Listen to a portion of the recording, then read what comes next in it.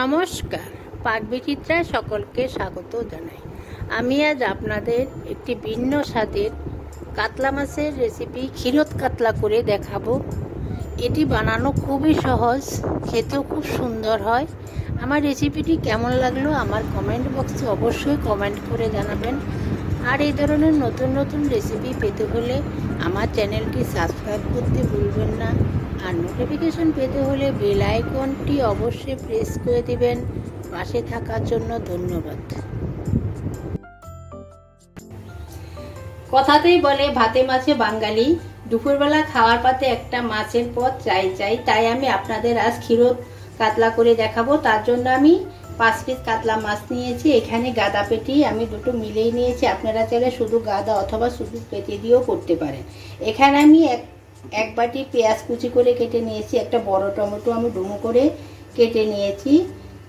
1 table চামচ ধনে গুঁড়ো নিয়েছি, নুন পরিমাণ মতো, 4টে কাঁচা লঙ্কা আমি মাঝখানে চিড়ে নিয়েছি, চা চামচের 1 চামচ চিনি নিয়েছি, 1 টেবিল চামচ ময়দা নিয়েছি, 1 টেবিল চামচ গোলমরিচ গুঁড়ো নিয়েছি, চা চামচের 1 চামচ গরম মশলা গুঁড়ো নিয়েছি, 1 কাপ দুধ আমি জাল দিয়ে ঠান্ডা করে নিয়েছি।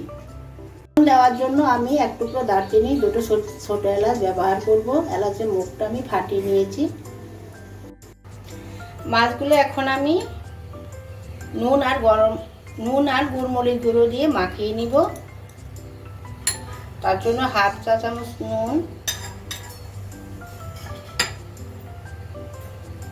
চা চামচের হাফের একটু কম গোলমরিচ গুঁড়ো, নুন আর গোলমরিচ গুঁড়ো মাখিয়ে আমি মাছটা 10 মিনিট রেস্টে রেখে দিব।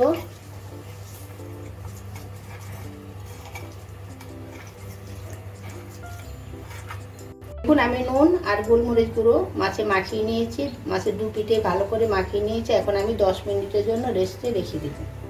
এখন কড়াইতে মাছ ভাজার জন্য আমি সাদা তেল দিয়ে গরম করে নিয়েছি। এখন আমি মাছ ভেজে নেব। আমার 10 মিনিট হয়ে গেছে।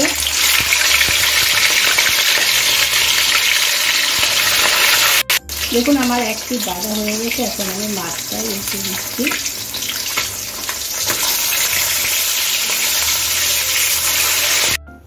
দেখুন আমার মাছ ভাজা হয়ে গেছে। আমি একটু লাল করে ভেজে নিয়েছি। আপনারা আপনাদের পছন্দ অনুযায়ী ভেজে নিতে পারেন। দেখুন আমি মাছ ভাজা তেলে রান্নাটা করব। এখন আমি ফোড়নে দিয়ে দিচ্ছি 2টো এলাচের মুখ আমি ফাটিয়ে নিয়েছি, 1 টুকরো দারুচিনি, এলাচ আর দারচিনিটা একটু ভেজে নিচ্ছি।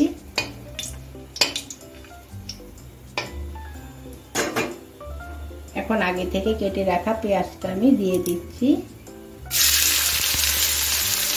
পেঁয়াজটা দিয়ে 3 মিনিট আমি ভেজে নিচ্ছি। দেখুন আমি পেঁয়াজটা ভেজে নিয়েছি, 3 মিনিট হয়ে গেছে। এখন আমি টমেটোগুলো দিয়ে দিচ্ছি।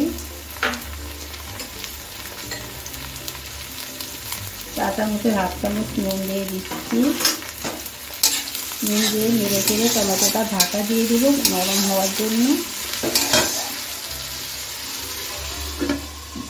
গ্যাসটা লোতে করে দিচ্ছি। দেখুন আমার টমেটো অনেকটাই নরম হয়ে গেছে। এখন আমি ধনে গুঁড়ো,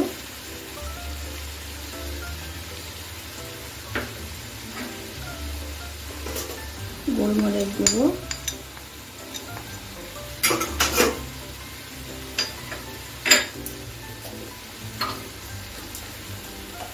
অল্প একটু জল দিয়ে দিচ্ছি, দিয়ে ভালো করে একটু কষিয়ে নিচ্ছি। গ্যাসটা মিডিয়ামে করে দিচ্ছি। এখন আমি দুধের সঙ্গে ময়দাটা মিশিয়ে নেব।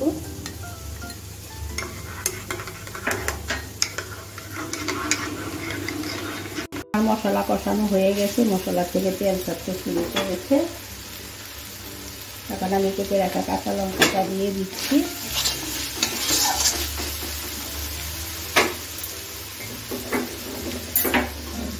ময়দা দুধে গুলিয়ে রেখেছিলাম সেটা দিয়ে দিচ্ছি। ময়দা দিয়ে একটু দুধে গুলিয়ে দিলে গ্রেভিটা একটু ঘন হবে, ক্ষীর হবে। এখন ফুটে উঠতে দেব। গ্যাসটা আমি মিডিয়ামে রেখেছি।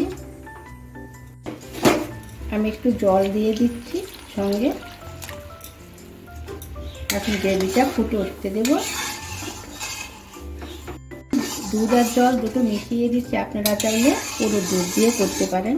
এখন ফুটে উঠতে দেব। দেখুন আমার গ্রেভিটা ফুটে উঠেছে, এখন আমি মাছটা দিয়ে দেব। এখানে নুন, চিনি, ঝাল আপনাদের স্বাদ অনুযায়ী দিবেন, আমি চিনিটা দিয়ে দিচ্ছি।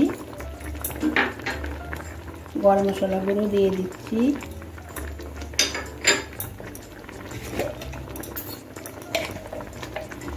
এক টেবিল চামচ ঘি দিয়ে দিচ্ছি। এখন আমি রান্না করে নিব 3 থেকে 4 মিনিট।